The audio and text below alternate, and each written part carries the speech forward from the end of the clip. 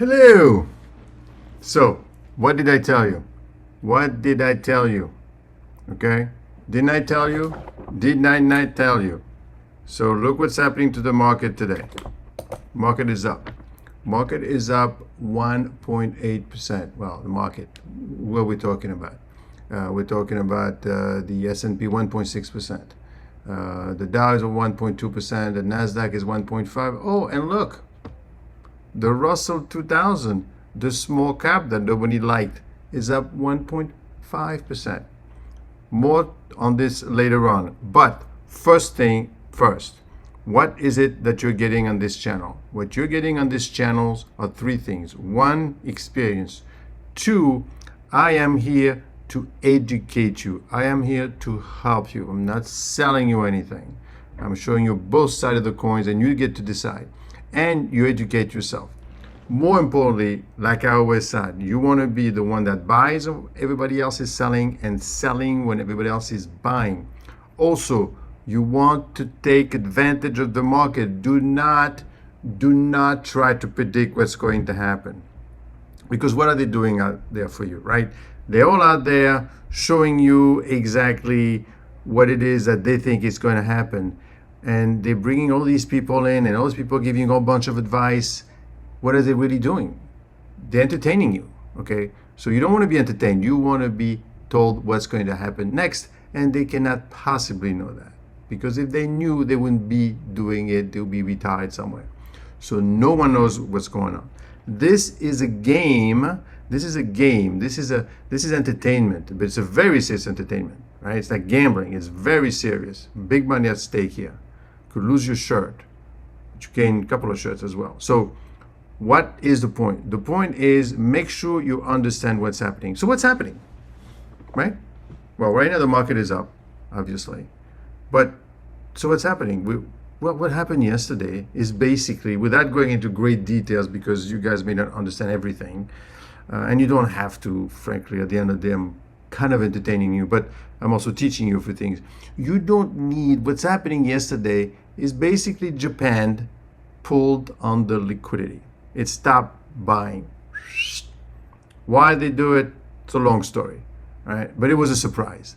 And one thing that I have to tell you, markets hate surprises. That is the worst. They like to talk about it. They like the Fed. The Fed's coming in and the Fed's not coming in. They love that.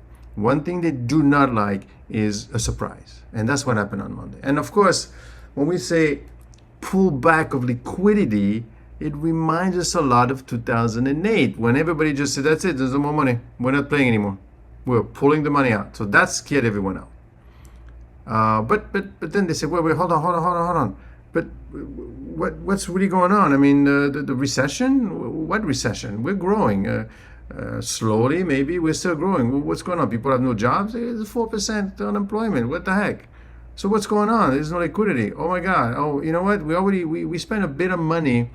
We spent quite a bit of money already on the other stuff, right? We spent a lot of money on the techs and everything else. So therefore, we're saying it's too much money. So maybe it's a pretense to kind of unwind. The beautiful thing is this. The beautiful thing is this. Is that as long as we have a feel for what's going on and we know what's not happening versus what's actually happening, it's okay. Because at the end of the day, I want you out there, but I want you out there with the full knowledge that every day you get up, as the famous Socrates says, you get up every morning and you know that you don't know. You have to realize that. You got to be like Socrates, right? You got to be like our friend Taleb Nassim, who wrote The Black Swan. You don't know what's happening. Okay, fine. So essentially, the economy is not collapsing. We're still making money. AI is going to be around for a while. Of course, it would be nice to be Warren Buffett right now because he sold all of his positions back in July, August. Okay, not bad. He knows what he's doing. I want you to be like him. Okay, so let's talk a little bit about the Fed. Okay, the Fed basically is not here to manage the unemployment. Okay, they keep talking as if, well, if he keeps doing this, people are going to lose their jobs. That's not his concern. That is not the concern of the Fed. The Fed is here to fight inflation. And whenever you have a stock market crash, they love it. Whenever there's a recession, they love it, believe it or not, because it brings prices down. Okay, they want that. They do not want run over inflation. Do you want to live in Venezuela? Do you want to be in those countries where the value of what you're doing has nothing? They don't want that, right? And at the end of the day, they are going to do what they're going to do. So what's going on with the portfolio? What's going on with the portfolio? Take a look at this. Take a look at this, right? If you look at my portfolio, if you look at the small caps, as you could see, the small caps, we are down 7 point. Today we are up 0.70%.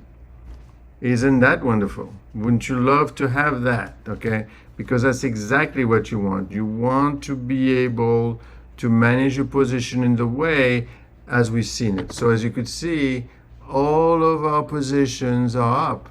CM, I mean, we'll go over those names later on, but METC is up, MADR is up, ACR, Powell. Remember Powell that we talked about yesterday? Do you remember yesterday, Powell? I said 6.99% change in one day. So that is exactly what you want. That is what we need to be able to manage accordingly. So POWL 6.9%. And I told you, this is a great company yesterday, right? What do?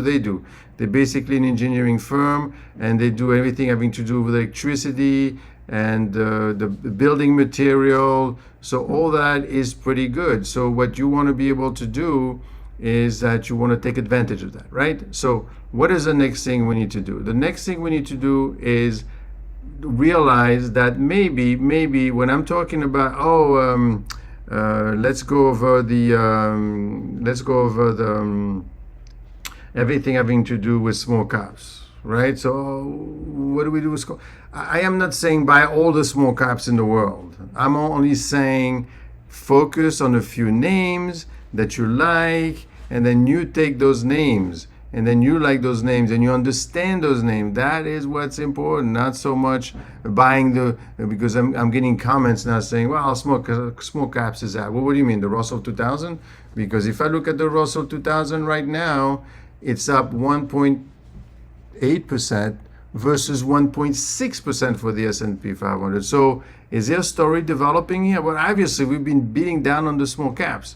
Now, when I say small caps, I mean POWL, for example, right? I'm talking about VMC, Vulcan Material, good company, small company, 2 billion in market cap taps, with some growth, with low interest expense, P ratio within the range of, within 35 or less, right? So you want to make sure that you have those names, because that's very important to understand what you have.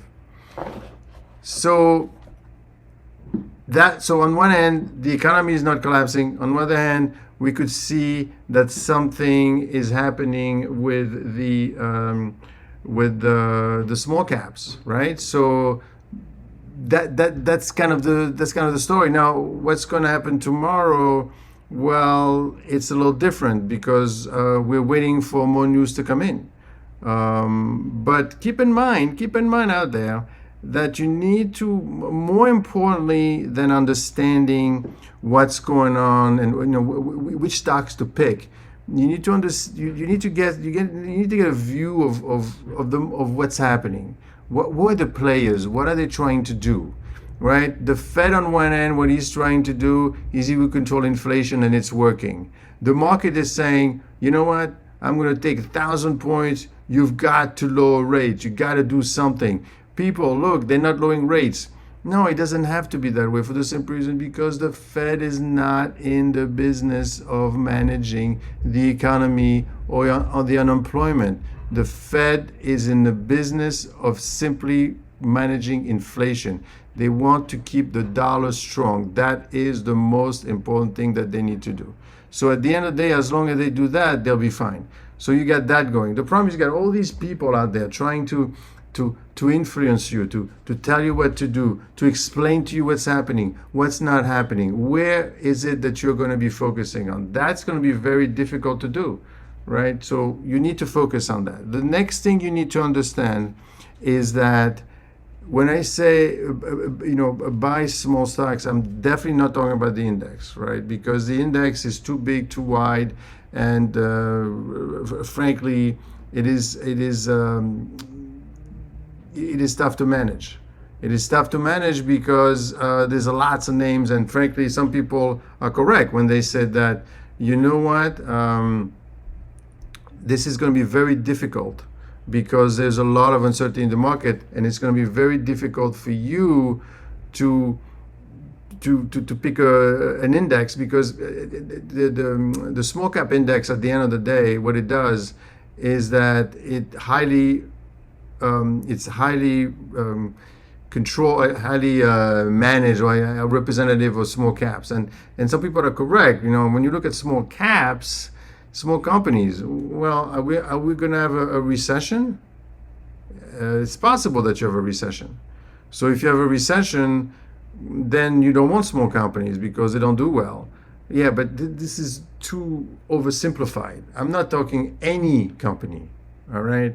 I'm talking select few.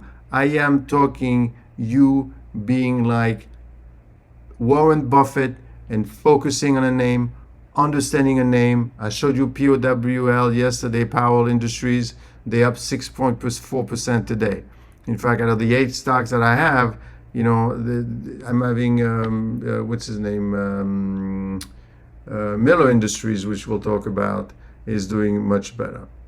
So at the end of the day, you have been there I've been doing this for 2 years, trying to find the right mix, find understanding what it is that people want to see or want to hear, but at the same time, I want to be able to educate the people, right? So let's take a look at what our portfolio is doing.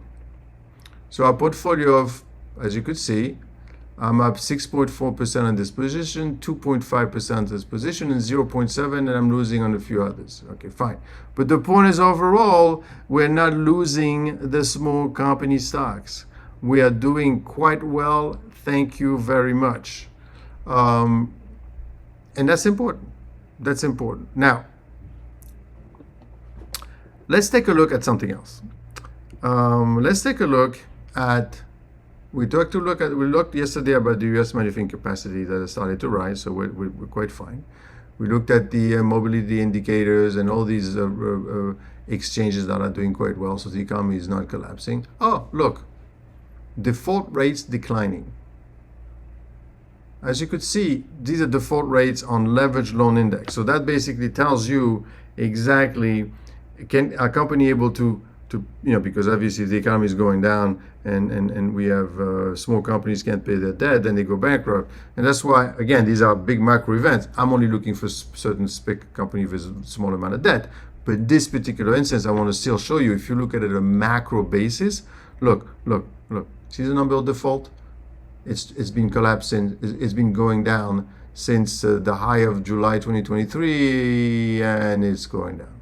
So we're not suffering. We're not dying. We're not having humongous issue with this portfolio, and specifically with the economy. Okay, Metal Industries up 2.56% today.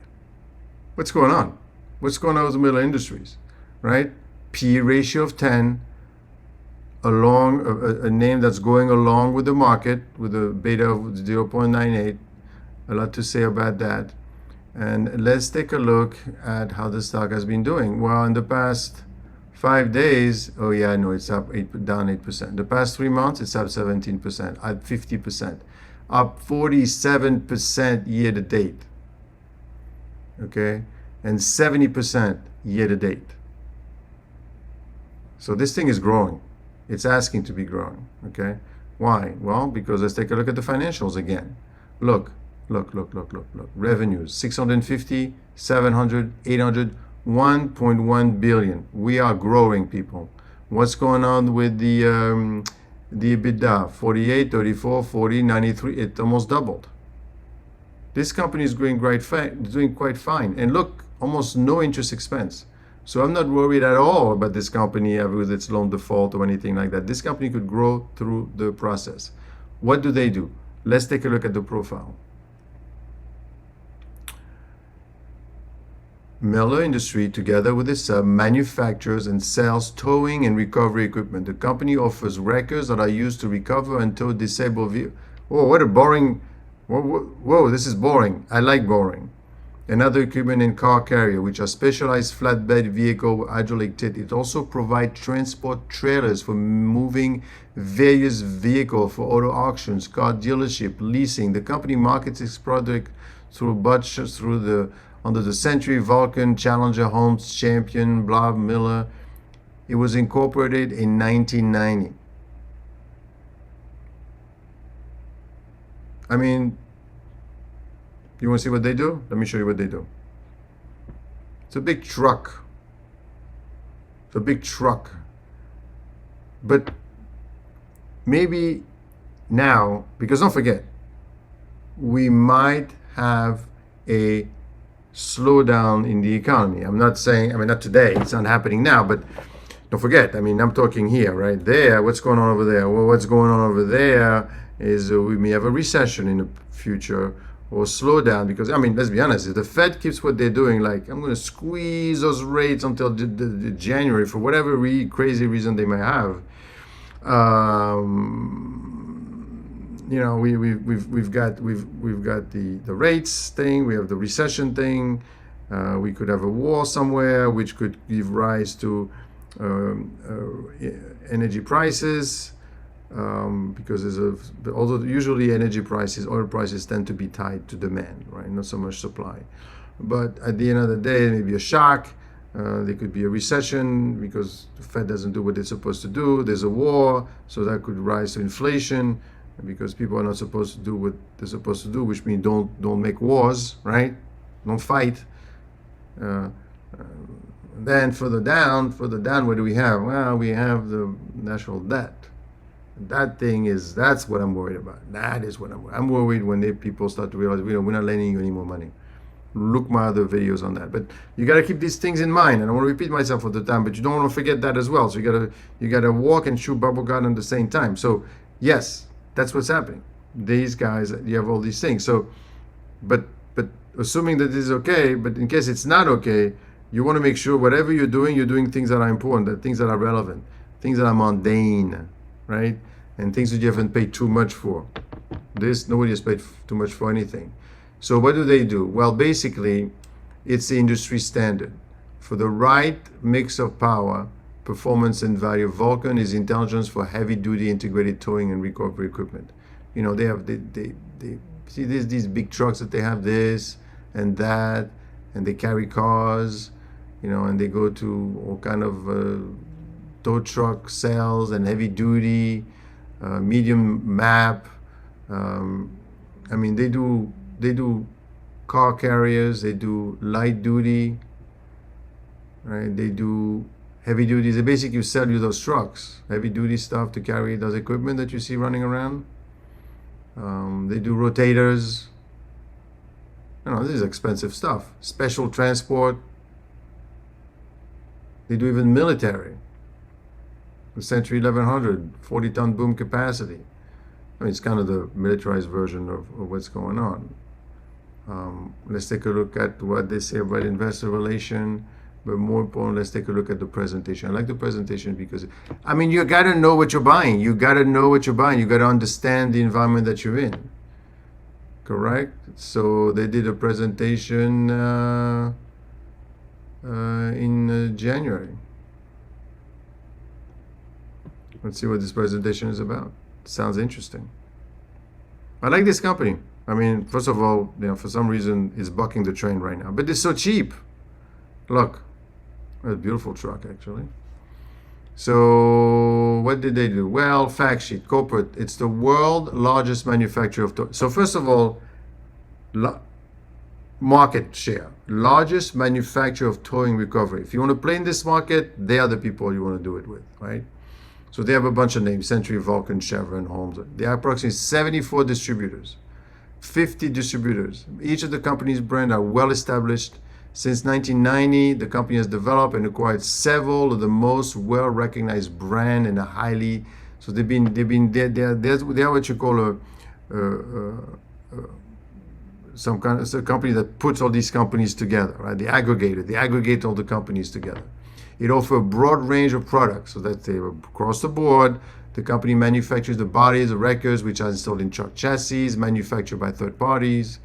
Wreckers generally are used to recover and tow disabled vehicles. So I'll continue structure in the future.